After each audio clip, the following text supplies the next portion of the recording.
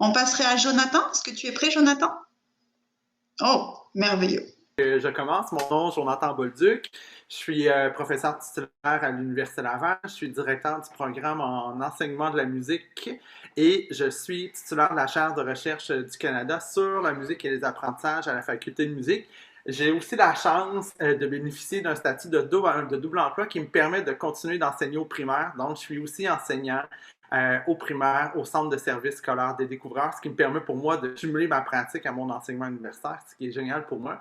Donc, bien sûr, je remercie les organisatrices du colloque pour leur invitation à l'atelier et ma présentation d'aujourd'hui s'intitule Réintégrer des jeux chantés traditionnels dans la cour d'école, les rôles de l'enfant et de l'enseignant. Et je suis pas dans le bon écran, hein. C'est toujours ça nos défis techniques. Parfait. Donc, je vous propose le plan suivant pour un peu vous immerger dans ce projet-là. Dans un premier temps, je vais vous présenter un petit peu l'ancrage du projet. Dans un deuxième temps, je vais faire une description un peu sommaire des composants de la recherche et je vais m'attarder principalement à répondre en quoi et comment l'enfant est un apprenant compétent, comment l'enseignant soutient l'enfant et enfin, je vais examiner le regard que porte l'enfant sur sa participation au projet. Donc, enchaînons tout de suite avec un peu l'ancrage du projet. Le projet, la cour d'école chantée que je vais vous présenter, ça s'inscrit dans le cadre des activités de recherche de ma chaire de recherche du Canada. La chaire, elle a différents mandats et un des mandats, c'est celui d'établir la part de l'éducation musicale dans le développement global de l'enfant. Et les travaux se réalisent et s'articulent autour de trois pôles, soit des recherches descriptives, des recherches expérimentales ou des recherches fondamentales. Et on peut dire que le projet que je vais vous présenter, là, sommairement, là, il s'inscrit vraiment dans le cadre des recherches descriptives. On vise plus à déterminer des pratiques courantes. C'est un projet qui a été mené en partenariat, en collaboration entre la Faculté de musique de l'Université Laval et le département d'éducation musicale de l'Institut Royal supérieur de musique et de pédagogie de Belgique. Et le financement provient du ministère de la Culture et des Communications du Québec et du Secrétariat national de recherche du Canada. Donc, qu'en est-il vraiment de ce projet, la cour d'école chantée? Ben, la première phase du projet s'est déroulée dans une cour d'école à Namur, en Belgique. C'est une initiative qui visait à redonner une place aux jeux chantés traditionnels dans la cour d'école, comme des jeux de main, des jeux de corde à sauter, des jeux de balles, des jeux d'astuces, des jeux de réflexion, dans un but qui était très précis pour nous. C'était de soutenir le développement des habiletés sociales, plus précisément les habiletés interactionnelles chez les enfants d'âge primaire, de voir comment les enfants bâtissaient une interaction, comment ils s'intégraient, comment ils collaboraient ensemble et comment ça pouvait faciliter la participation de chaque enfant dans la cour d'école, dans les activités un petit peu moins formelles. Donc, jusqu'à ce jour, si on se rapporte aux 15 dernières années, il y a plusieurs recherches qui montrent que faire de la musique entre l'âge de 4 et 12 ans, donc ça a un impact qui est considérable sur plusieurs sphères du développement, dont le domaine social. Et personnellement, je trouve qu'à une heure où les interactions virtuelles dominent souvent sur les interactions réelles, refaire une place aux jeux chantés dans la cour d'école, ça nous apparaissait comme équipe de recherche une façon de créer des liens qui étaient significatifs entre les pairs, que ce soit des petits élèves ou des grands élèves. Donc, la recherche a été réalisée dans une école entière, c'est-à-dire auprès de 18 classes. Ça représente 336 enfants qui étaient de la maternelle à la 6e année, soit des enfants à peu près de 5 à 12 ans. Et pendant 3 mois, il y a 4 étudiantes en formation à l'enseignement qui ont appris des jeux chantés lors de 6 récréations par semaine aux élèves. Donc, ils étaient présents 3 jours sur 5 à l'école. Et il y a des étudiantes qui participaient aux activités avec les enfants, tandis qu'il y a d'autres qui observaient les élèves, prenaient des notes, qui discutaient avec les enfants et avec les enseignants. Je vous ai mis une petite vidéo, vous allez voir, c'est très très court. Ça vous présente le projet en... Réintégrer des jeux chantés dans les cours de récréation est un nouveau projet de la section pédagogique de l'IMEP. Il a débuté en septembre 2019 et son objectif est de faire revivre des jeux chantés traditionnels pour jouer au ballon, à la corde à sauter ou avec les mains tout en chantant. Les interventions se déroulent toujours en 2 parties. Une première partie d'apprentissage d'un nouveau jeu chanté et une deuxième partie de révision de tous les jeux qui ont été vus précédemment. Durant toute la session, 2 personnes observent différents paramètres. On observe les enfants, leurs réactions, Et à l'issue de la première partie, donc de l'apprentissage du nouveau chant, on recueille les sensations des enfants pour voir comment ils ont accueilli ce nouveau jeu. Nous aimerions observer si les jeux chantés ont une influence sur l'ambiance de la cour de récréation, s'ils permettent aux enfants de se mélanger davantage, de jouer ensemble, d'être créatifs. Nous aimerions observer aussi si les jeux chantés continuent à vivre, à évoluer et s'ils ont un impact sur le développement de l'enfant. Bien sûr, je vous cache rien, l'analyse des premiers résultats est en cours, fait que ça ne me permet pas de tout vous dévoiler, là. Mais d'ores et déjà, je peux vous dire que les jeux chantés semblent avoir une influence qui est positive dans le développement des habiletés d'interaction chez les enfants. Et pour moi, ce qui reste à déterminer, c'est pourquoi ces jeux-là ont un impact. Et c'est justement à cette question-là là, qu'on réfléchit beaucoup actuellement. Je m'intéresse maintenant à répondre à la question en quoi et comment l'enfant est un apprenant compétent. Et pour moi, ma première piste de réponse, c'est d'abord que l'enfant, il possède un bagage culturel. Et pour moi, c'est quelque chose qui est très important.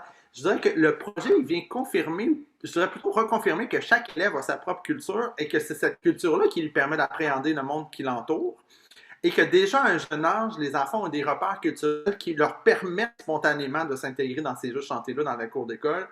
Je prends un exemple, un élève de 2e année arabophone qui était nouvellement arrivé à l'école, qui a pu rapidement participer au jeu parce qu'il connaissait les gestes, il y avait des repères culturels, mais sans toutefois maîtriser la langue. Je dirais aussi que le bagage culturel de l'enfant n'est pas figé dans le temps et il présente beaucoup de variabilité. Le contexte familial, je voudrais le contexte communautaire, même le contexte scolaire, des fois influence grandement le niveau de culture de chaque enfant. Et peu importe les niveaux scolaires qu'on a observés, il y a toujours des repères culturels qui sont limités. Mais moi, ce que je vois de beau là-dedans, c'est que l'enfant fait preuve énormément d'adaptation. Je dirais aussi que l'enfant est un apprenant compétent parce que ce qu'on a observé dans le projet, c'est que l'enfant démontre un savoir-être qui est satisfaisant dans ses apprentissages. Et ça pour moi aussi, c'est crucial. On constate que l'enfant, quand il participe aux jeux chantés, il a la capacité de prendre des risques. Il montre une ouverture d'esprit. C'est un enfant qui se donne aussi le droit à l'erreur. Hein? Il ose, il tente sa chance, il sort de sa routine, puis il essaie des nouvelles expériences. Donc, je trouve que l'enfant fait preuve aussi dans sa compétence de beaucoup de flexibilité. L'enseignant, comment vient-il en soutien à l'enfant?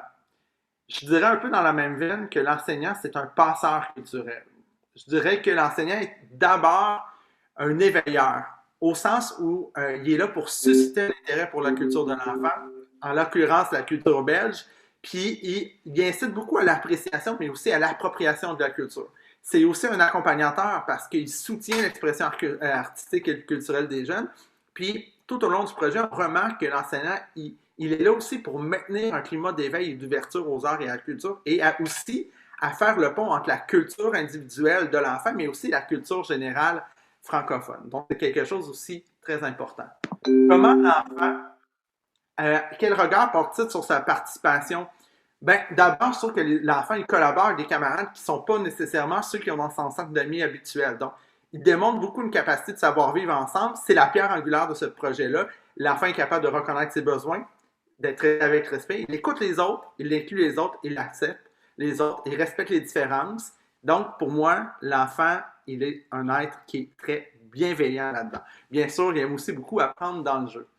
Prochaines étapes du projet, bien, on continue cette année l'expérience dans des cours d'école belge à plus grande échelle pour bonifier notre collecte des données. Et en parallèle, on commence la sélection d'un répertoire qu'on pourrait expérimenter dans des cours d'école au Québec. Bien sûr, les repères culturels entre la Belgique et le Québec sont bien différents, ce qui nous amène bien sûr à, je pourrais dire, dépoussiérer nos vieux classiques québécois. Et on va bien sûr réaliser une expérimentation du côté québécois à partir de l'automne 2022. Donc, merci à tous les partenaires, organismes subventionnaires du projet.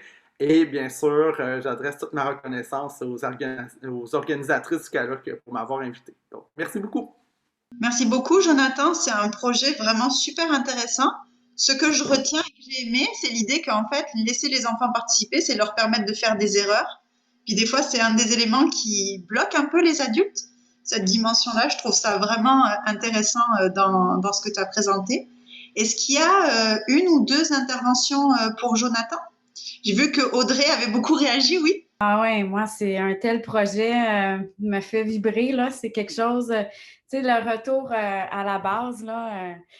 Il y a quelque chose dans l'activité, en tout cas, qui serait peut-être à voir. Peut-être que Thérèse, on pourra en reparler, là, lié à la théorie de l'activité. En tout cas, chez Anne Gestrom, il y aurait quelque chose d'intéressant. Mais la question que je me pose, est-ce que c'est les enfants qui ont choisi ou qui ont créé les jeux ou c'est les adultes qui ont proposé les jeux? J'ai manqué Ouais, c'est les adultes. En fait, ce qu'on était faire, c'est qu'on était chercher tout le répertoire, en fait, de bagages culturels qu'on voulait avoir. On a fait un tri, on a demandé à des enseignants. Donc, on a vraiment été sélectionner je dirais, les 20 jeux de cours d'école qui étaient les plus connus, populaires.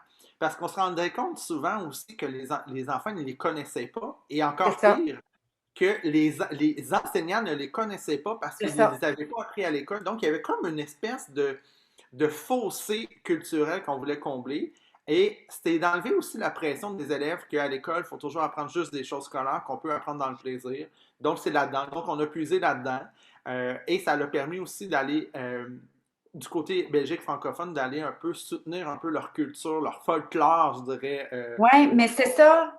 C'est ça. Puis c'est la part du spécialiste, entre guillemets, en musique dans le quotidien des enfants, non pas juste cloisonner la musique au cours de musique. Ici, il y a vraiment une espèce de pratique collaborative entre les enseignants, le service, je vois ça, le service de garde, l'enseignante de musique, l'enseignant de musique qui s'intègre à la vie de l'école. Là. Franchement, je suis vraiment impressionnée par votre projet. Puis moi, je voudrais vraiment l'implanter à certains endroits. Là, je vois ça. Là. Merci beaucoup. C'est très inspirant. Ben, merci à Surtout toi. en pleine pandémie, là, les enfants ont du mal à jouer, on manque d'idées. Je trouve que les habiletés sociales, les enfants ne voient pas le visage des autres. Là. Il y a quelque chose là, de très, une valeur ajoutée animée aussi au jeu. Merci beaucoup pour votre créativité. Moi, je trouve. Ben, c'est gentil, merci. Ouais. Mais sur le plan identitaire, ça doit avoir des impacts. Je pense qu'on pourrait en parler vraiment sur le plan des bénéfices, au plan du développement de l'enfant. Ça doit être assez magique ce qui se passe là-dedans. Merci beaucoup, Jonathan.